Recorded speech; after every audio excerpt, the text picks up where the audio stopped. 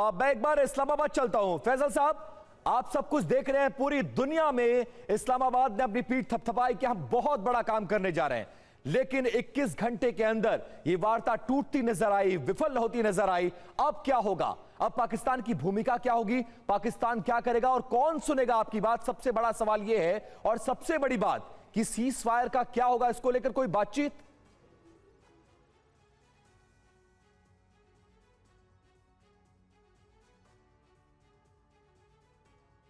फैजल साहब, आपको आवाज आ रही है? UEM जयपुर एक आदर्श लक्ष्य है। भावी छात्रों के लिए अच्छी नौकरी, भविष्य के लिए तैयार कौशल के साथ अच्छी शिक्षा।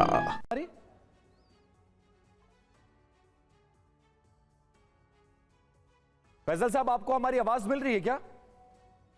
जी, अब आवाज आपकी आ रही है।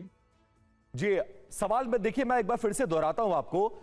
ये पूरी वार्ता टूट चुकी है, ये पूरी वार्ता टूट चुकी है। इस वार्ता को लेकर, इस्लामाबाद वाली लोकेशन को लेकर पाकिस्तान ने अपनी पीठ थपथपाई। ये दुनिया को लग रहा था और ये संदेश देने की कोशिश की, हम ही वो इकलौते हैं जो शांति को स्थापित करा सकते हैं। लेकिन दोनों तरफ से ऐसी शर्तें आई जो कोई एक दूसरे को मानने को तैयार नहीं था। ऐसे में सवाल अब कि सीज फायर का क्या होगा, अब आगे क्या होने जा रहा, अमेरिका क्या करेगा और ईरान क्या करेगा? देखिए, दो तीन चीजें पे आपने बड़ी इंपॉर्टेंट डिस्कस की हैं। एक तो ये देखिए, ईरान की तरफ से एक उनका अपना 10 पॉइंट्स का एजेंडा था, अमेरिका की तरफ से अपना 15 पॉइंट का एजेंडा था। इनकी जो ये फेस टू फेस पहली मुलाकात हुई है 1979 के बाद, आप खुद अंदाजा लगा लें कि कितना अरसा हो गया है। अगर 45-50 साल के बाद ये दोनों ममालिक के मेन लीडरशिप्स आमने सामने बैठी है, तो आई थिंक यही बहुत बड़ी, वो कहते हैं ना, बर्फ पिघलने की एक निशानी है। दूसरी बात यह है कि वो उनके अपने पॉइंट्स थे, उनके अपने पॉइंट्स थे। अगर आप ये समझते हैं कि एक नशिस्त में एक दफा बैठ के सारे मामला हल हो जाते, तो ये वैसे भी let's not live in fools paradise. और रियलिटी ये थी कि एटलीस्ट एक थोड़ा सा स्टेप फॉरवर्ड होगा। दो तीन चीजें इसमें इंपॉर्टेंट ये हैं कि जिन नुक्तों पे इनके मसाइल पैदा हुए हैं, बेशुमार थे कि जी रिलीफ करेंगे, सैंक्शंस लिफ्ट करेंगे, फंड्स को रिलीज करेंगे, एसेट्स फ्रोजन जो है उनको भी करेंगे। उसके अलावा स्ट्रेट ऑफ हॉर्मुज का था, जो कि जंग से पहले इशू नहीं था।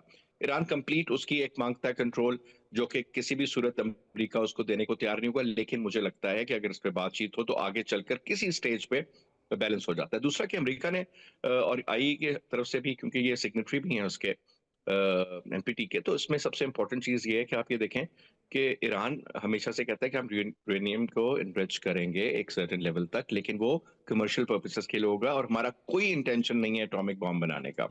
तो उसका मतलब ये कि अगर वो एटॉमिक बॉम्ब से रिटन फॉर्म में या अदरवाइज कर देते हैं, तो मुझे इसमें भी थोड़ा नजर आता है कि कहीं ना कहीं एटलीस्ट कोई, देखें, this is what negotiation is all about, थोड़ा देना थोड़ा लेना और कर करके इसको बैलेंस आउट कैसे करना है। जी। तीसरा और एक और इम्पोर्टेंट चीज ये है कि जो अभी तक के डैमेजेस हैं वो तकरीबन ईरान में 500 अरब से 500 बिलियन टू 1 ट्रिलियन डॉलर्स का तक में। ऑब्वियसली जब आप बात करते हैं कि उनके इंफ्रास्ट्रक्चर को हिट किया, ऑयल फैसिलिटीज, गैस फैसिलिटीज, उनके ब्रिजेस, उनके कंपाउंड्स, उनके यूनिवर्सिटीज, स्कूल्स, बच्चों के schools, you name it and they have attacked. चाहे वो उनके कोई भी किसी भी किस्म का, उनके इंटरनेट फैसिलिटीज, उनकी इंफ्रास्ट्रक्चर के ऊपर आप उनकी टेलीकम्युनिकेशन, यू नेम इट, तो उसका बहुत बड़ा नुकसान है ईरान को। डेफिनेटली इसका ये तो नहीं हम कह सकते कि फर्क नहीं पड़ा, फर्क पड़ा।